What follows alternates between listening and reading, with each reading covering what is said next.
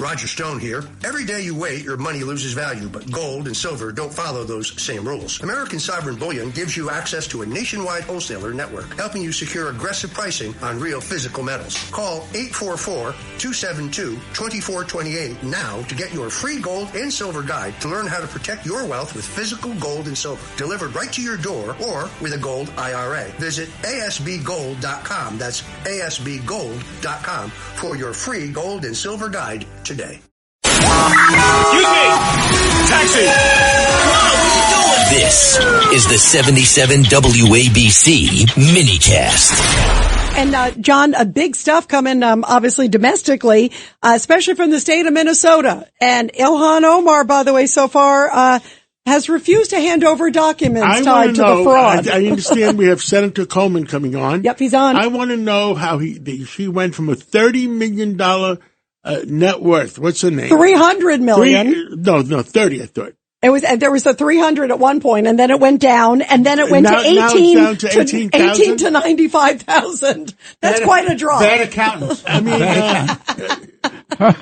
Senator Coleman, any idea how who her accountant is? So let me just say, General Keane said the Iranians are good at lying. Ilhan Omar is good at fraud. Whether it's just. I was in government for many, many years, and I was like remortgaging my house about once or twice a year to pay for kids' college tuition, and all of a sudden she goes from $60,000 worth of net worth to millions of net worth in a short period of time. So that has to be dealt with.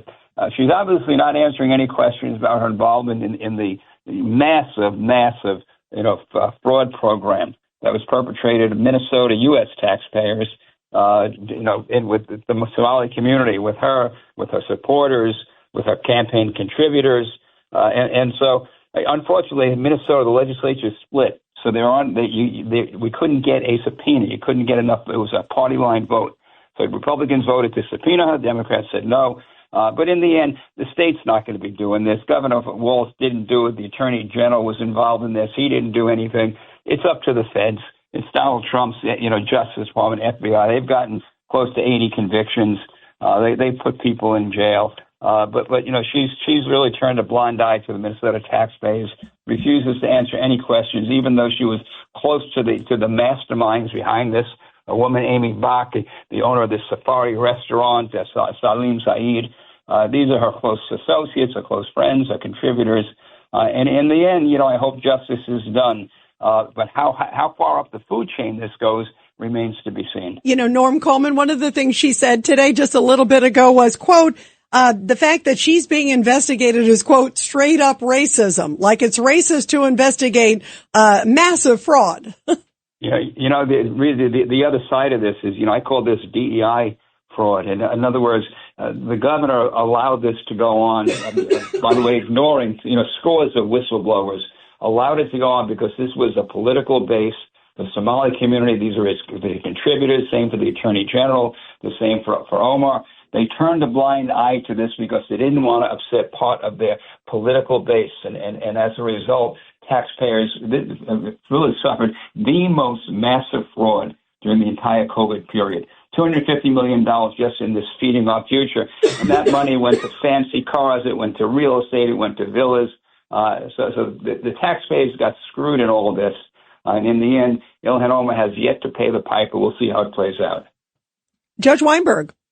So, Senator, if Governor Walz has covered this up, if the state legislature controlled by the Democrats has covered this up, if the Attorney General, Keith Ellison, has covered this up, why isn't there an open rebellion on the part of the people of Minnesota to hold these people accountable?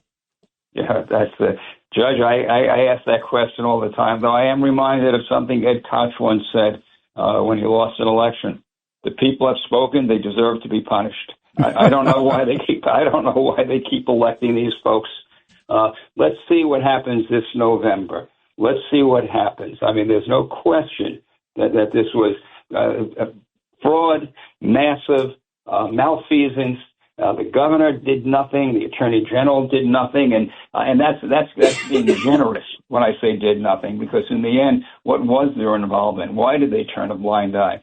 But you're right, Judge. Ultimately, the taxpayers, the citizens, they in elections they make some choices. And let's see, the governor, by the way, is not running again, so he's walking away from this. Yeah, Governor, did you hear, Senator, did you hear that Tom Fenton came on? He's with Judicial Watch, the watchdog group, and they've been doing it for years. He blew us away. He came here on the show last week and was saying that across the country, he believes there's anywhere from 20 up to 24 million Americans that are improperly on voter rolls, that shouldn't be voting, that are not eligible. That's a stunning number if 24 million shouldn't be there. Rita, I lost the Senate race by 312 votes 9 months after the polls closed. when I won on election night, when the machines were recounted. In the end, that's a whole other issue. Voter ID. Minnesota doesn't have a voter ID. So you can show up and you can have one person vouch for the 20 kids on the bus. Say, I know them all. Say that again, because I heard about that in Minnesota. That if you have one voter, he's allowed. The person is allowed to vouch for 20 other people. I know all these people, and then they get to vote. And in fact, when you vote, you give your address, whatever, and they send you a postcard afterwards. My sister-in-laws have a performing arts center on the north side of Minneapolis. After the election, I think they got 8 or 10 postcards of people who said they live there. Nobody lives there. Nobody lives there. It's a performing arts center. It's the voter ID. It's so simple. In the end, we all should want fair elections. We all should want one person, one vote. Absolutely. Democracy depends on that. And so the fact that the Democrats are fighting that still today in Congress, but in Minnesota, no, there's no voter ID. There's same-day registration. So in the end, you got to clean house, but you're not going to clean house if the folks at the top or the folks who are elected don't want to clean house. And this governor and this attorney general and this congresswoman didn't want to clean any house because it was a house that they helped build, and it was a house that defrauded taxpayers in Minnesota in a massive, massive way. Yeah, and it's big dollars, as you just talked about it. It may just be the tip of the iceberg. I just want all our listeners, we might have 1 million listeners out there, all our listeners to listen to what Senator Coleman just said. The sad thing, John, is that this is probably not just about Minnesota. It's not just about Minnesota. Again, you have throughout the country the same dynamic. You have folks who they don't want to go after any of their political bases. These are Democrats, and that's what we're talking about. Folks that, spend money and just want to spend the taxpayer dollars like it's nothing. One of the things that one of the lawyers for one of the defendants said was that, we kept emptying the cookie jar, but they kept filling it.